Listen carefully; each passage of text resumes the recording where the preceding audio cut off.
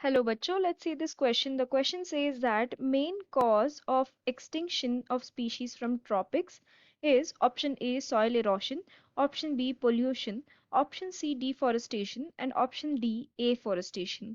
तो इस क्वेश्चन में हमसे पूछा है कि जो स्पीशीज हैं वो एक्सटिंक्ट हो रहे हैं उनका मेन कॉज क्या है। हमें इन चार ऑप्शंस में से सही ऑप्शन चूज करना है। ओके, तो इस क्वेश्चन में जो की कंसेप्ट है that is regarding the cause of extinction of species from the tropics. Okay, क्या मेजर कॉज क्या है कि जो स्पीशीज है वो एक्सटिंक्ट हो रहे हैं। ठीक है, तो जो सबसे मेजर कॉज होता है दैट इज डिफॉरेस्टेशन। डिफॉरेस्टेशन क्या होता है? It is nothing but the removal of a large amount of trees or large number of trees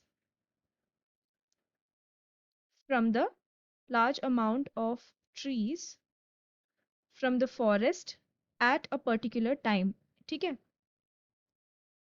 now we know that forest के अंदर बहुत सी बायोडाइवर्सिटी या हम कह सकते हैं वाइल्ड लाइफ जो है दैट रिसाइड्स। ठीक है, and their whole survival depends upon the forest. वहाँ पे ही उनका शेल्टर रहता है या वी कैन से उनका होम रहता है, एंड वहीं से उनको खाना सब कुछ मिलता है। ओके, फूड वगैरह एवरीथिंग दे गेट।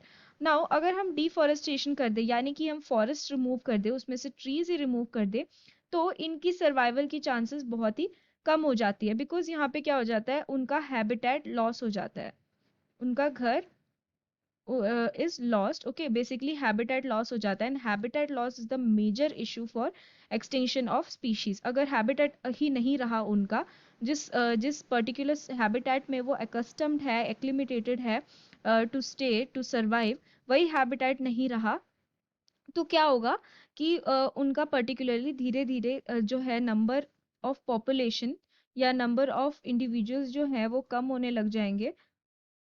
ठीक है, इससे क्या होगा, हैबिटेट लॉस से एक और चीज होती है, हैबिटेट फ्रेगमेंटेशन भी होती है यहाँ पे। अगर हमने डिफॉरेस्टेशन कर दी तो यानी कि उनका हैबिटेट टूट जाता है in different small small pieces, and जिसके कारण anyways the number of individuals decrease हो जाते हैं। अब अगर हर्ड में कम नंबर ऑफ इंडिविजुअल्स रहेंगे तो सर्वाइवल के जो प्रॉब्लम्स हैं वो बहुत इंक्रीज हो जाएंगे, एंड सर्वाइवल चांसेस जो रहता है वो कम हो जाता है, and as a result there are chances की जो स्पीशीज है वो एक्सटिंक्ट हो जाए। तो major cause is what, deforestation. So option C will be the correct answer for our question. Option A में बोला है soil erosion. So soil erosion is like the gradual process जिसमें जो अपर लेयर ऑफ सॉइल होता है ना, soil का जो अपर लेयर होता है उसके अंदर जितने भी न्यूट्रिएंट्स वगैरह होते हैं वो वॉश ऑफ हो जाते हैं, यानी कि उनका डिटीरियोरेशन हो जाता है। ओके, तो this will not be the correct answer because soil erosion से इतने ज़्यादा नंबर ऑफ स्पीशीज अफेक्ट नहीं होंगे।